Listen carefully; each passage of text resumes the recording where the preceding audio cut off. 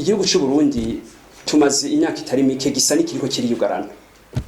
Nta gihugu na kimwe kw'isi gishobora kubaho kidakeneye amakungu. Twebwe dufise ivyo dufise, amakungu nayo afise ibindi dukeneye. Turi igihugu twama turiko turasumira hanze mu bintu byinshi cyane, ndetse nk'ibi vyuma byose muri ko murakoresha mufata amasana murazi ko biva hanze. Ntitushobora rero kubaho dufatira rirari ibindi bihugu bidukikije, na cane cane ibitwegereye ari byo bitanga inzira kugira ngo iki gihugu gishobore kuronka ivyo cifuza canke gishobore gushora ivyo gifise.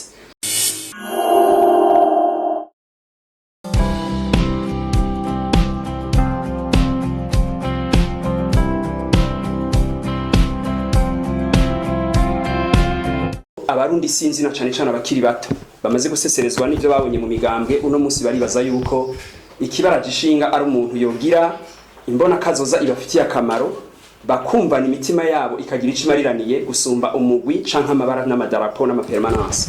Twibaza rero yuko ku mugoroba w'itariki 20 z'ukwezi kwa Rusama abarundi bazoshobora kubona yuko ico twavuze, ico twiyumviriye n'abarundi benshi gishobora kuja mu ngiro. Abantu bari muri seni n'abarundi bose mu mirimo barimo n'abantu bashobora kwihenda canke bakagira vyiza. Twese dushobora gushima canke bigashika ko tubigaya.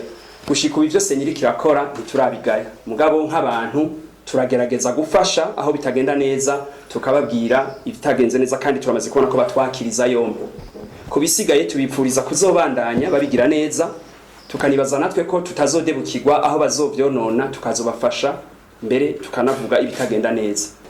Amatora n'igihe cahora kenshi kibamwe intureka nyinshi, abantu bakagwana bagasinda. Mugabo unye turabona twese ko vyagabanutse.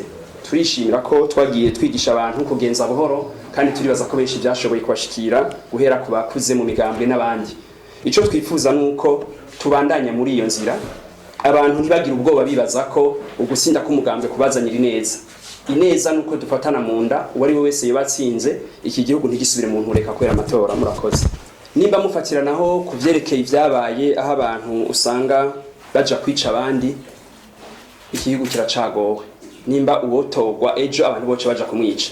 Mugabo ico twe twisunga nuko inguvu zacu bwa mbere n'umunyagihugu azohaguruka kuja kudutora. Uwo munyagihugu nawe nuwo wese yumva imigambi yacu, ashobora kuba umunyagihugu asanzwe, ashobora kuba ujeje umutekano, nuwo ari wese. Nibaza rero yuko igihe abarundi bazokubahuka kuja gutora umuntu yigenga nkuko bazobikora ku tariki 20, izo nguvu zizoba zihagije kugira ntihagire n'umuntu umwe asubira kumukorako. Igira kabiri, muti twateguye iki kuvyerekeye ugwaruka.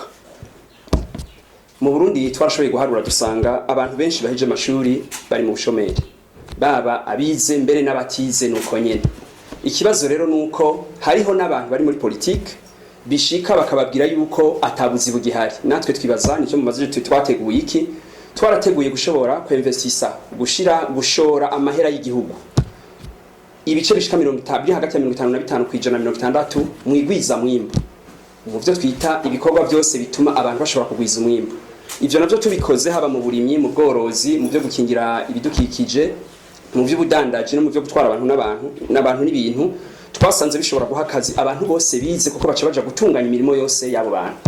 Ivyo rero bitegeza gutandukanye n'ibyo twahora tubona, aho usanga amareta yacu ashora amahera menshi mu vya gisirikare, mu vy'ingendo zabo n'ibindi byinshi binezereza abategetsi. Twebwe tukaba dushaka kugabanya amahera akoreshwa muri ivyo bintu kugira ngo tubanze dushire amahera y'igihugu mu bintu byo kugwiza umwimbu, ari navyo bitegeza guha akazi abantu benshi. Igihugu cy'u Burundi tumaze imyaka itari mike gisa n'ikiriko kiriyugarana. Nta gihugu na kimwe kw'isi gishobora kubaho kidakeneye amakungu. Twebwe dufise ivyo dufise, amakungu nayo afise ibindi dukeneye.